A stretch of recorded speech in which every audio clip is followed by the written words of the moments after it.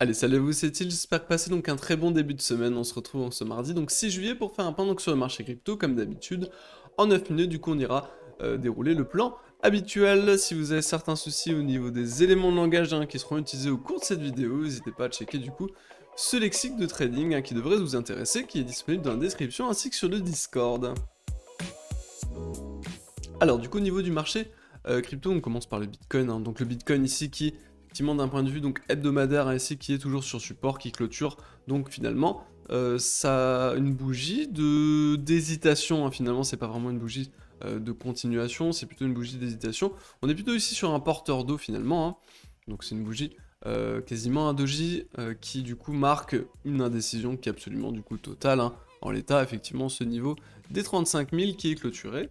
D'un point de vue hebdomadaire, donc c'est finalement quand même la borne basse de l'ancien range daily, qui est du coup maintenant la borne haute du range daily en cours, ici finalement, mais qui du coup est clôturé et méché en tout cas en dessous. D'un point de vue hebdomadaire, on n'arrive pas finalement à clôturer sous les 35K, et donc c'est vraiment un niveau qui est déterminant d'un point de vue hebdomadaire. Donc ça vient quand même, effectivement, c'est une bougie de retournement potentiel, étant donné que c'est sur support, c'est une bougie qui effectivement valide finalement ce support, donc c'est quand même relativement, entre guillemets, positif, même si plus on martèle un support, plus ce sera compliqué de le tenir, mais en l'état, ça définit tout de même une borne basse de support hebdomadaire. Alors d'un point de vue daily, toujours pas de changement, finalement on reste au sein de ce range, donc ce range qu'on peut structurer, donc 35 000 mid-range, 40K haut de range, 30 000 bas de range finalement. Si on prend le contexte en tout cas daily, on a toujours ce setup donc on a toujours ce setup ici, donc à base de d'harmonic pattern, double harmonic pattern ici sur ces niveaux qui retiennent le cours maintenant depuis tout de même un mois, depuis le moment où on les a posés. Non, ça va bientôt faire même 2 mois. On a posé cet harmonic pattern qui finalement joue un rôle maintenant, tout de même depuis un mois et demi, avec du coup double donc confirmation momentum finalement, avec du coup double divergence WT, confirmé sur le squeeze momentum qui n'est pas disponible ici, mais faites-moi confiance.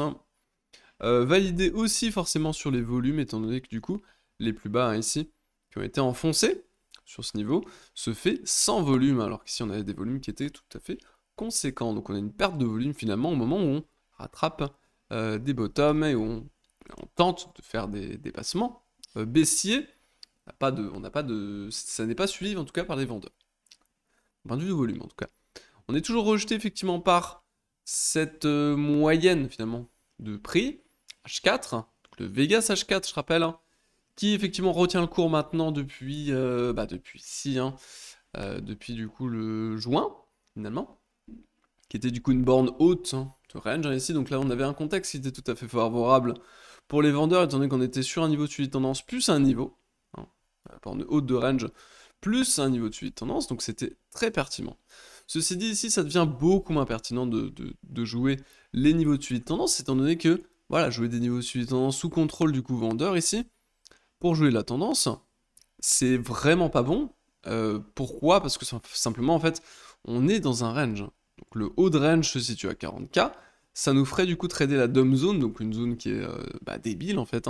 C'est le milieu de range, c'est la zone c'est la pire zone ici finalement pour pouvoir trader. Bon, hormis setup bien précis, sur des contextes qui ne seront pas du coup du training range, mais plutôt du training de pullback ou ce genre de choses, ou plutôt d'excès en tout cas, si c'est ça, ok, à la limite, et que le setup apparaît ici, pourquoi pas. Mais en l'état, du coup, si on souhaite simplement trader ce range, c'est très problématique de passer les ordres sur ce mid-range, étant donné que c'est la dumb zone et on évite de trader clairement sur les 35K. On va éviter de trader cette dumb zone. Sinon, en l'état, du coup, toujours contexte valide pour les acheteurs. D'un point de vue du coup harmonic pattern, ici, les mèches qui ont été envoyées en dessous, on tient toujours cette paire Z. On compresse au fur et à mesure, je pense, sur résistance. Ceci dit, effectivement, il ne va pas falloir passer le niveau des 32 600, qui est un niveau qui va être déterminant, étant donné que voilà, le problème c'est que maintenant, voilà, on n'avait pas de confirmation momentum qui venait appuyer effectivement d'un point de vue H4 des ventes qui auraient pu être prises ici. Je pense ici que je reste assez persuadé que les gens qui short ici vont se faire squeeze et on va ramasser leur stop assez sérieusement sur ces niveaux, étant donné que je pense qu'ils se plantent de contexte simplement, étant donné qu'on est sur un contexte de range et eux sont en train de faire du suivi de tendance dans un contexte de range, il n'y a rien de tel pour se faire prendre en sandwich dans tous les sens, hein, et se faire traverser de tous côtés. Donc clairement ici je pense que ces gens vont se faire rect, et par contre, tout de même, hein, il y a un monde où ils ont raison, forcément, étant donné que soit ça va monter, soit ça va baisser. Ceci dit, effectivement, le problème, hein, étant que si on passe les 32 600, en tout cas pour les acheteurs, c'est qu'effectivement on aurait lieu ici un double top de continuation finalement, donc on n'a pas envie de voir ça s'imprimer, parce que la target théorique de ce double top de continuation, c'est simplement du coup les plus bas actuels, qui ont été posés à 28 600, qui sont du coup effectivement à un niveau qui sera du coup, voilà, c'est assez magique, hein, des fois l'analyse technique, la target théorique, hein, si on prend le delta entre le plus haut et le plus bas, et qu'on le reporte finalement, on tombe exactement sur les plus bas. C'est assez magique, honnêtement, des fois l'analyse technique, et là vous avez, entre guillemets, la preuve de cette magie. Donc attention au niveau à tenir, hein, ici absolument les 32 600, ceci dit pour l'instant la seule divergence qui est en cours, c'est celle-ci, c'est finalement une divergence acheteuse, hein, sur ces niveaux, cachée, qui est sur ces niveaux. Rien pour l'instant en face qui pourrait venir appuyer des ventes, hein, ou des sorties de cette position par exemple. D'un point de vue du coup funding, toujours des fundings qui sont largement négatifs, ceci dit ça ne veut pas forcément dire grand chose, hein, étant donné que les fundings négatifs apparaissent majoritairement dans des tendances aussi baissières, étant donné que ça se trouve effectivement on est déjà en bear market, hein, ce qui est tout à fait possible. Si on est en bear market, ces fundings négatifs ont vraiment aucune importance finalement, ne donnent aucune indication, à part effectivement sur des niveaux techniques bien précis, donc de support, effectivement comme je vous disais, hein, par exemple ici, le funding était fortement négatif où on passait les supports, je vous avais dit qu'il y avait de très fortes chances du coup qu'on ne passe pas ces supports, hein, et qu'on n'accélère pas à la baisse finalement, et qu'on ne break pas finalement, c'est ce qui s'est passé, effectivement, on défend à chaque fois ces niveaux de support, encore hein, la fois dernière, donc juste avant, on a eu encore une petite retrace, et pour l'instant toutes les vagues vendeuses sont largement du coup négatives en termes de funding, donc effectivement ça n'a pas l'air d'acheter massivement en tout cas des supports. La peur qui est toujours assez haute finalement, donc on reste toujours, je trouve, sur un contexte de rebond qui peut être largement fait en l'état. On passe sur la dominance, du coup la dominance qui est ici effectivement toujours en range, hein, on a quand même un TD9 ici.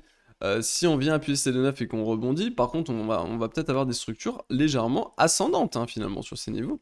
On verra du coup si on compresse pas quelque chose sur les 48, si c'est ça, effectivement ça risque de casser à la hausse, et du coup à la baisse, hein, sur l'Ethereum, Bitcoin, on verra, du coup ça c'est à suivre, mais pour l'instant c'est en range.